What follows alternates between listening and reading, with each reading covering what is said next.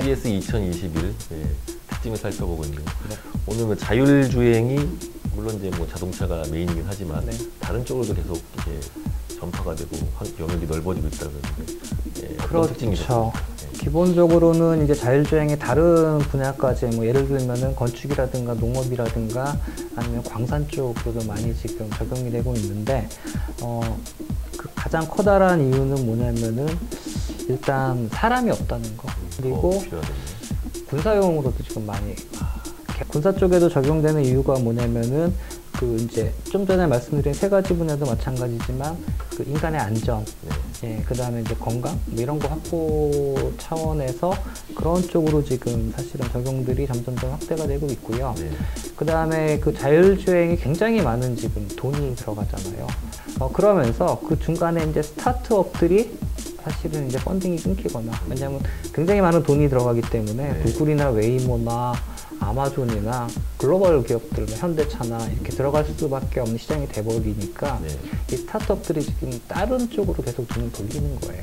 뭐 공항이라든가 항만이라든가 이런 쪽에도 지금 많이 자율주행 기술들이 적용이 되고 있죠. 일단 농업부터 한번 살펴볼까요? 네네. 농업은 요번에 이제 눈에 띄었던 게 존디어라는 업체죠. 그러니까 세계 최고의 농업 장비 기업이에요. 매출액 1위입니다. 작년에도 이제 완전히 그 대형의 콤바인을 가지고 나와서 바퀴가 제가 정확한 스펙은 기억이 안 나는데 한 2m 됐던 것 같아요. 그 모든 분들이 이제 그 앞에서 사진을 찍는 그런 이제 스타가 벌어졌었고 차체가 녹색이었어요. 이쪽에서 이제 액티브 비전 카메라 기술이 장착된 이번에도 이제 콤바인 X9 그 1100이라는 걸 출품을 해서 이제 로봇 부분에서 이제 이노베이션 어워드를 받았습니다. 그리고 곡물 탱크 내부의 곡물 상태도 이제 모니터링을 하고 관련 정보를 취합을 해서 뭐 인공지능, 컴퓨터 비전, 그 다음에 주변 기계들하고도 이제 통신이 가능하고요. 그다음에 자율주행을 통해서 시간당 기존보다 뭐 밀에 예를 들면 한 70% 수확을 빨리 할 수 있다 라는 걸 자랑을 하고 있죠. 그럼 이제 캐터필러 여기는 원래 유명한 회사인데 여기도 뭐 건설 중장비 세계 1위 기업이죠. 굉장히 커다란 회사인데 여기는 이제 광산에서 트럭 285톤짜리 트럭을 공개를 했습니다. 기존에 없었던 건 아니에요. 존디어도 마찬가지고 없었던 건 아닌데 이번에 이제 CES에 공개를 하면서 굉장히 관심을 받았는데 자율주행으로 포크레인이 이제 그 광산, 뭐 노천 광산일 수도 있고 한데 그걸 이제 퍼서 트럭에 싣잖아요. 그걸 이제 자율주행으로 하고 목적지까지 가는 그런 이제 시뮬레이션 영상을 보여주고 실제 영상을 보여줬죠. 우리나라에는 아마 이 정도 적용할 때는 없을 겁니다. 그 다음에 또 IBM이 또 보이네요. 네, IBM이 이제 프로메어라는 그 비영리 단체하고 협력을 해가지고 그 마스라고 해야 되나? 그 이제 메이플라워 오토노머스 쉽이라는 걸 공개를 했는데요. 뭐 IBM에서 이제 그 자율 운항을 위한 인공지능 클라우드 이제 뭐 에지 컴퓨팅 등을 AI 캡틴이라고 부르는 거 적용을 했는데 뭐 비영리 단체하고 한 이유는 뭐냐면 이건 이제 해양오염 데이터 수집을 위한 바다 위에서 자율운항으로 다니는 배라고 보시면 될 것 같습니다. 환경 감시를 하는. 그러니까 자동배. 그러니까 뭐 우리나라도 있지만 많은 환경 오염 데이터를 측정을 하기 위해서 북극도 가고 남극도 가고 뭐 근해도 가고 굉장히 많은 데를 다니잖아요. 이제 그런 부분들을 이제 자율운항으로 좀 바꿀 수도 있다는. 그다음에 에킨이라는 것은?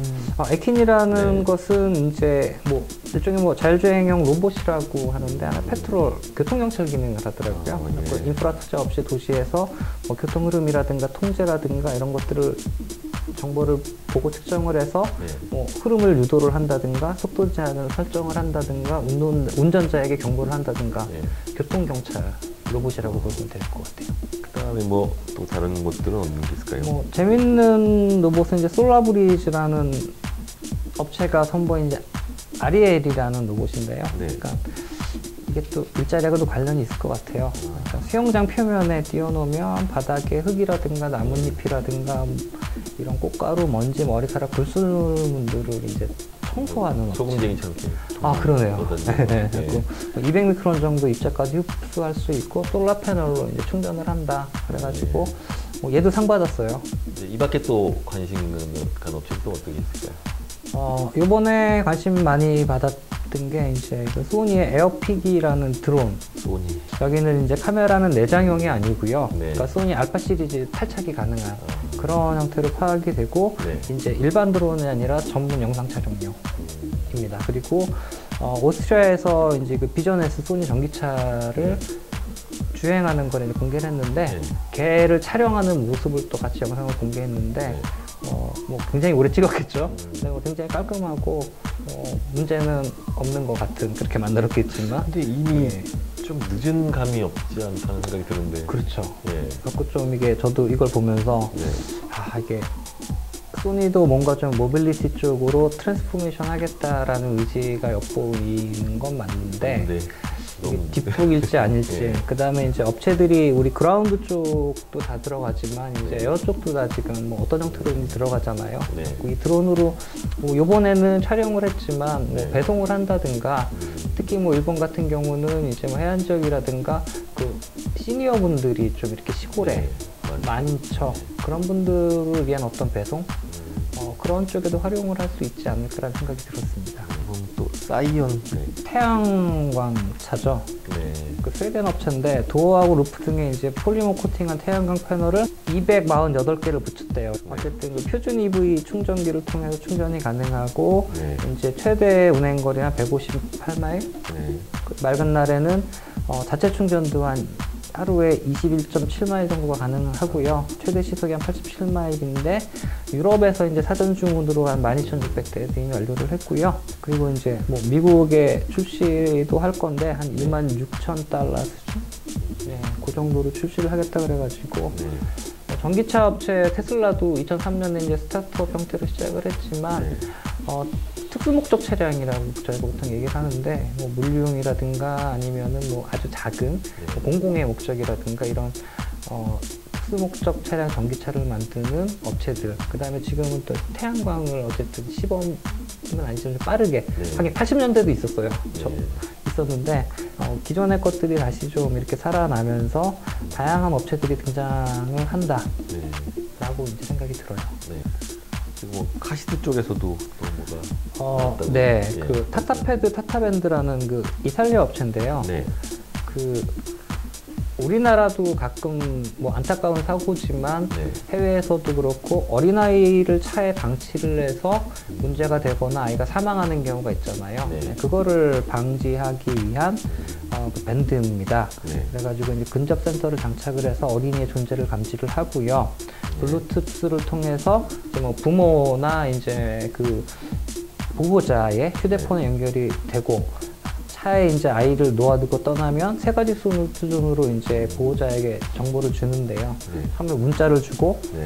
통화를 하고 그게 안 되면 이제 알람을 주는데 그 GPS를 통해서 위치를 파악할 수 있고 그 위치 정보를 뭐 비상 연락처를 통해서 이제 뭐 전화를 해준다거나 메시지를 주는 그런 기능의 밴드 정도로 생각이 됩니다. 끝으로 그 이번 전시의 특징을 한마디로 요약하시면 어떻게 해요?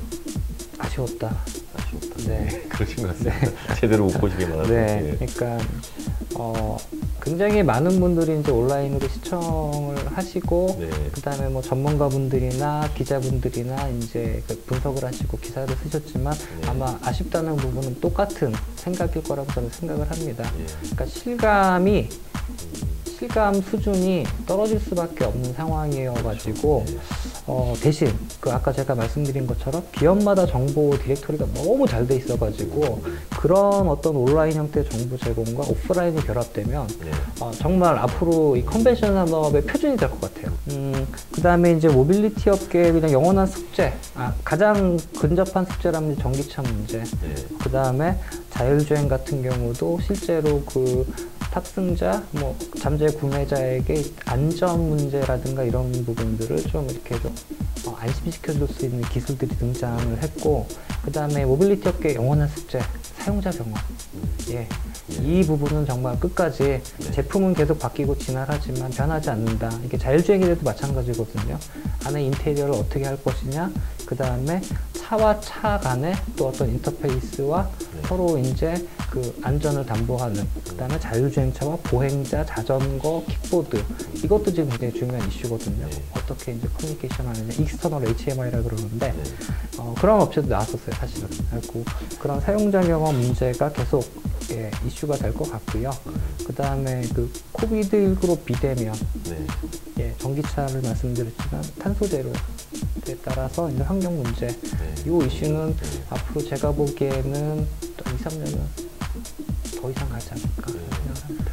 지금 저기 몇 년 동안 계속 지금 CES를 보고 오셨는데 네.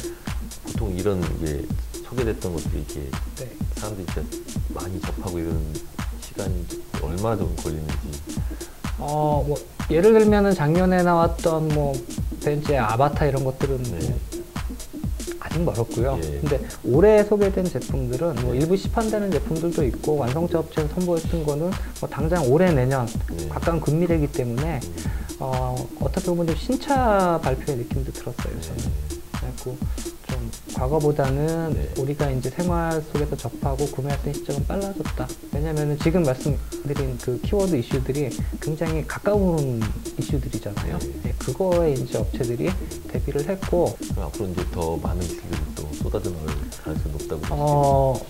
예를 들면은 이미 좀 여러 군데서 나와 있는데요. 네. 그 차량 소독하는 기술. 그러니까 포드 같은 경우가 이제 그 경찰차, 네. 경찰차에 그 이제 차량의 열을 이용을 해서 한 15분 동안 그 차량을 소독하는 기술을 이미 그 경찰차에 장착을 해서 집판을 하고 있고요. 네. 그다음에 이번에도 나왔는데 그 UV로 차량 소독하는 기술이라든가, 뭐 차량 내에서 스마트폰이라든가 이런 것들, 사람 손이 많이 가는데 네.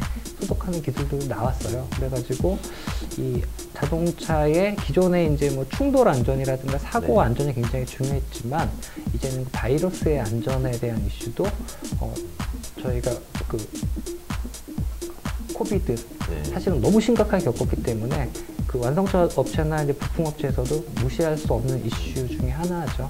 네.